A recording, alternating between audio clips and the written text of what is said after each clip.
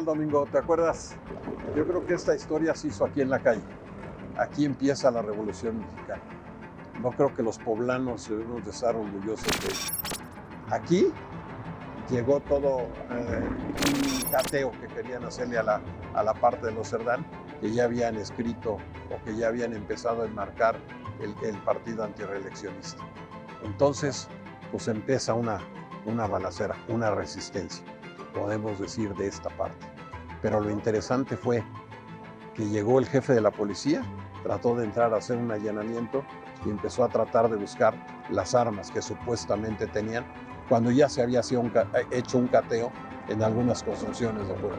La verdad es que somos una ciudad con muchísima historia, pero esta en particular, la que se escribió el 18 de noviembre, creo que marca a nuestra ciudad, le da el nombre de cuna de la Revolución Mexicana y es una familia común, como todos nosotros, que decide valientemente tomar las armas y enfrentar a un gobierno que ya no era posible que tuviera el país. Ahora, lo interesante de esta calle, y creo que poca gente conoce, es el porqué en la calle, el porqué Carmen, Natalia, Aquiles, Máximo empezaron a hacer esta fuerza de resistencia. Ahí recordemos, allá Carmen y Natalia salían en el balcón con los rifles, invitando a la población a que se defendiera. ¡Poblanos! ¡Poblanos! ¡Los que están aquí van a morir por el pueblo!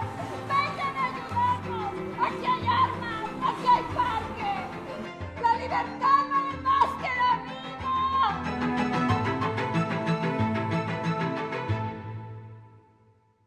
¿Qué fue lo que en realidad estaba pasando en Puebla?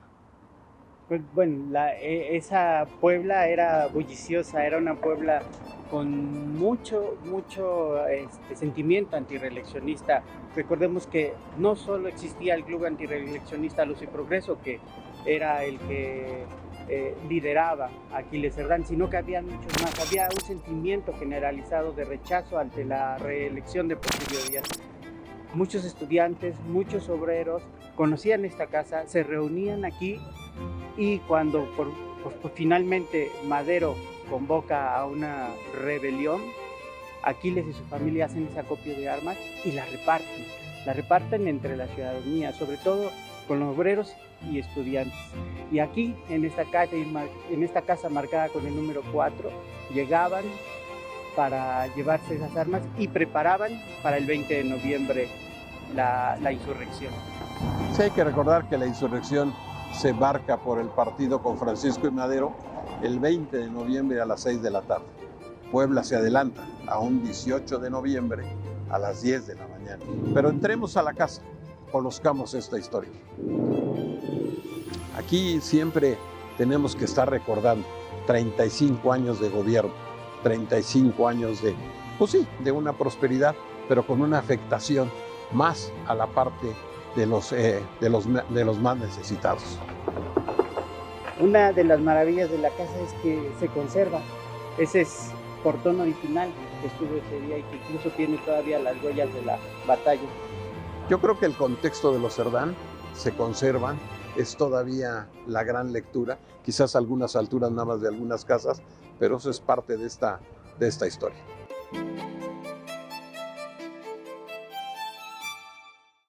Vamos a visitar esta casa de una agente de clase media, pero que al final de cuentas siempre estuvo en contra de lo que estaba pasando en México, para poder mejorar las condiciones de vida pues, de los campesinos, de los obreros. Yo creo que hay que entender este tipo de aspecto. La gente se defendía, la gente tenía un lugar, por ejemplo aquí con los Cerdán, que ellos tenían una zapatería. Es interesantísimo hasta ver, yo creo, a veces los diseños de los elementos que aquí estaban. ¿Quién se iba a imaginar que aquí, en el calzado La Giralda, iba a empezar un movimiento para poder tener ese mejoramiento? No tanto en la ciudad, sino en lo que estaba pasando en todas aquellas partes del campo, en todas aquellas partes de las fábricas y de las interrelaciones que se daban entre la propia sociedad. Había una sociedad que estaba bien había una garantía, podemos decir, hasta en las partes de gobierno, pero faltaba el aspecto de poder implementar esa forma de mejoramiento o de protección hacia lo demás de la sociedad. Aquí es interesante, por ejemplo, ver en su despacho qué leía, la Regeneración, el Aguizote, los periódicos, las leyes, los decretos, las formas de poder implementar los planes, el plan de Iguala, el plan de Ayala, que en realidad eran partes fundamentales que después sirvieron en esta historia revolucionaria. Esas ideas fueron muy importantes, pero recordemos que tiene un pasado. Su abuelo y su padre también fueron liberales, muy importantes. Su abuelo, sobre todo, general, gobernador del estado de Puebla. Aquí está el árbol genealógico, podemos decir, pero lo interesante es que son pues como fotografías ya, esas nuevas tecnologías. Entonces sí vemos a la familia Cerdán completa, a Aquiles, a Máximo, a Natalia, a Carmen, que además fueron grandes personajes, pero también vemos un poco esta forma de vida, a don Cástulo Alatriste, a su abuela, que fue interesante. ¿Cómo se llamaba su abuela? Josefa. En realidad vemos la forma en que unos estaban leyendo la parte de lo que pasaba en la sociedad, y otros hacían sus bordados, pero vean qué tipos de bordados. Leían, tenían esa parte importante de la cultura que en un momento dado, pero además nos enseñan las formas de cómo ponían las agujas, de cómo guardaban los hilos. Creo que era interesante, ¿no?, esta parte de vida. Sí, porque ellas eran mujeres de su época, pero también avanzadas a su época. Lo que les heredó como pensamiento el abuelo Cástulo Alatriste y después Manuel Cerdán, pues fue unas ideas liberales muy importantes. Sabemos que desafortunadamente tanto el abuelo como el padre mueren cuando ellos son muy jóvenes, y serán las mujeres las que asuman el liderato de la familia. La educación finalmente se las van a dar las mujeres. Carmen iba a Estados Unidos a comprar armas y luego las integraba aquí a la población, y se le aliaron las famosas profesoras, o como le decían, las chinas. Uh-huh. Y abajo de las faldas entraban con los rifles y con todo lo demás que bajaban de los trenes y los iban almacenando. Por eso cuando ella sale al balcón grita, pues aquí hay armas, aquí hay parque, vengan, únanse y peleemos contra los soldados, contra los que estaban invadiendo su hogar. La libertad vale más que la vida, fue el grito de Carmen. De Carmen. Una casa, podemos decir, de las casas de clase media de finales del siglo XIX, de principios del siglo XX, muy diferente a las casas, digamos, de la gran sociedad, pero que al final de cuentas estaba bien. Por eso hay una mezcla entre el uso del espacio, las recámaras, entre el despacho, entre el comedor, entre la cocina, pero además se notan todavía los elementos un poco pues afrancesados de los closets, de las camas de latón, del chiffonier, donde la costura, o sea, toda una vida en la parte del interior. Posiblemente hasta ellas hicieron este bordado para las colchas de las camas. No solo teníamos la habitación que ocupaban todos ellos, ya como lo mencionaste, el despacho donde tenía Aquiles sus negocios, tanto sus negocios como ya las reuniones políticas. Y del otro lado, la parte que se rentaba para bodegas de un mercado que está aquí a calle y media, el Mercado de la Victoria, y una tienda que estaba ya enfrente de la Guadalupana. Entonces esta casa era muy dinámica, entraban y salían mucha gente todo el tiempo, y esta parte que realmente se conserva casi como la habitaron los Cerdán, pues nos invita a conocerla, a habitarla. Y un dato muy interesante es que esta es la cama original de Carmen.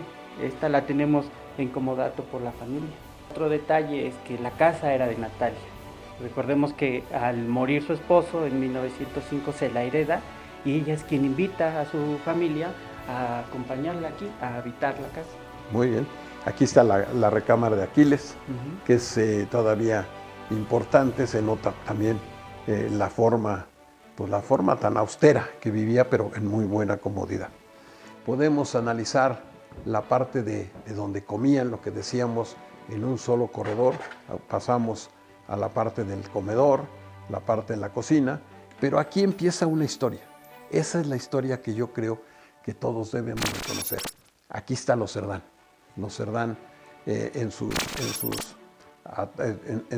cistas, podemos decir, en sus ataúdes, en Carmen, Aquiles y Máximo. Aquí fue el lugar donde Aquiles, pues dicen unos que porque se desesperó en la salida, otros porque estornudó, y el vigilante, pues en la suerte estaba aquí, y a la hora de que sale, pues le hacen el disparo. Pero otra cosa que es importante, vean, aquí están los nombres o las memorias a quienes entregaron la vida en esta defensa de los ideales que conforman el México contemporáneo. María del Carmen Alatriste, Filomena del Valle, Carmen Cerdán Alatriste, Aquiles Cerdán Alatriste, Máximo Cerdán Alatriste, Alejandro Espinosa, Andrés Cruz, Andrés Robles, Carlos Corona, Epigmenio Martínez, Fausto Nieto, Francisco Yepes, Clotilde Torres, Juan Cano, Luis Teisier, Manuel Méndez, Manuel Paz y Puente, Manuel Velázquez, Martín Pérez, Miguel Patiño, Miguel Sánchez, Rosendo Contreras y Vicente Reyes. De aquí, ¿quiénes murieron y quiénes vivieron cuando fue este ataque? Bueno, allí lo tenemos marcado. Los que están en un asterisco, desafortunadamente perdieron la vida ese día. Y los que lograron sobrevivir, que fueron 3, Manuel Velázquez, Martín Pérez y Luis Teisier, escaparon por las azoteas. Ya en el último momento, cuando la policía los iba cerrando ese cerco, ellos logran escapar por las azoteas. Hay que recordar que antes las azoteas eran más bajas de los edificios que ahora están alrededor, por eso era un poco más fácil, podemos decir, pues deslizarse. Esta es la sala muy importante porque es el lugar donde Aquiles, al ver que la batalla está perdida, se oculta ocupando este escondite que tenían para las armas, pero hace 3 años sus restos están aquí como un lugar para honra y para conocimiento de todos los mexicanos, ¿no? Haciendo de este el único museo mausoleo del estado. Yo creo que este lugar que estamos es un lugar muy representativo dentro de la historia de la Revolución. Vemos en los muros una historia, una leyenda, ¿no, amigo? O sea, los balazos, los tiros. Ahora imaginémonos cómo llegaron estos elementos a esta sala, donde posiblemente la gente o los Cerdán se sentaban, platicaban y analizaban el cómo iba a ser el inicio de la Revolución. Creo que este lugar nos da un gran sentimiento, un gran inicio, o puede ser, yo creo que es hasta como el ADN de donde en realidad se ve la realidad de cómo empieza esta parte revolucionaria. Es una radiografía de lo que sucedió ese día. Los muros todavía conservan esos disparos. La tropa, después de haber atacado más de 4 horas la casa, logra tomarla, pero entran con una furia y con una hazaña, destruyen prácticamente todos los muebles de la casa y disparan ya en el interior sin resistencia de nadie. Hacen disparos que quedan justamente en este muro, y uno de esos disparos que vemos que les dieron directamente es aquel espejo, ese espejo que nos queda como testigo del 18 de noviembre, pero también como una alegoría hacia lo que iba a suceder. El espejismo del Porfiriato tiraba balazos. Posiblemente hasta en el pensamiento de la gente, pues sí, iba a haber un inicio el 20 de noviembre a las 6 de la tarde, y aquí se iniciaba el 18 de noviembre. Pero ese espíritu de defensa, como tú dices, de la lucha, de no dejar, porque a lo mejor hubieran podido dejar entrar a Cabrera a la casa, pues no tenían tantas cosas, a lo mejor hubieran aprisionado a Aquiles otra vez, como lo habían hecho muchísimas veces, pero al final de cuentas decidieron mejor enfrentarlos. Al otro día del ataque salen notas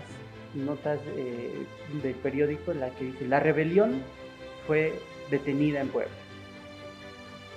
con la intención precisamente de que los demás rebeldes, los demás grupos que se estaban organizando para el levantamiento armado, lo tomaron como un escarmiento. Los propios cuerpos de Aquiles Serrano y sus simpatizantes a Máximo son exhibidos como un escarmiento, y esa era la idea, detener el movimiento. Sin embargo, fue todo lo contrario. Después del asesinato de los Serrano, se enciende la mecha, y en el norte Madero sabe de la noticia que ha comenzado la rebelión en Puebla, y echa para adelante el ataque hacia Ciudad Juárez.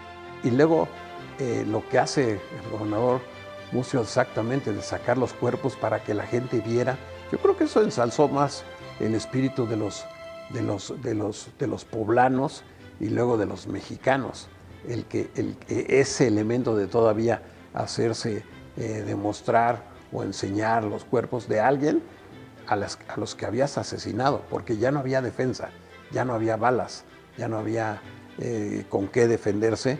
Entonces eso fue pues podemos decir una alevosía y ventaja que dio, yo voy a insistir, es un ejemplo de lo que después se hicieron en todos estos levantamientos que ya se hacen en la República.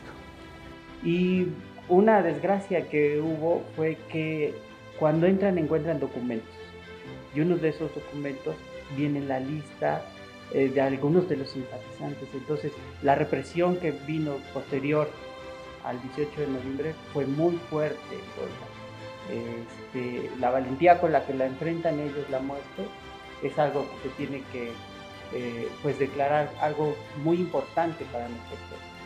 No, este es el inicio de la revolución en México, es el inicio de la formación del grupo pues antirreeleccionista, que así empieza, es la defensa de la paz o de poder empezar a integrar lo que fue la forma de defensa en el trabajo, en la seguridad social, en la educación, que después nos dieron los famosos planes.